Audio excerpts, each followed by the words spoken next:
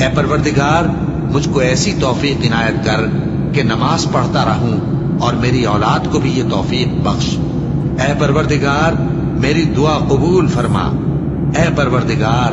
حساب کتاب کے دن میری اور میرے ماں باپ کی اور مومنوں کی مغفرت کیجو۔ اور مومنوں یہ نہ سمجھنا کہ یہ ظالم جو کام کر رہے ہیں اللہ ان سے بے خبر ہے، وہ ان کو اس دن تک مہلت دے رہا ہے جبکہ دہشت کے سبب آنکھیں پھٹی کی پھٹی رہ جائیں گی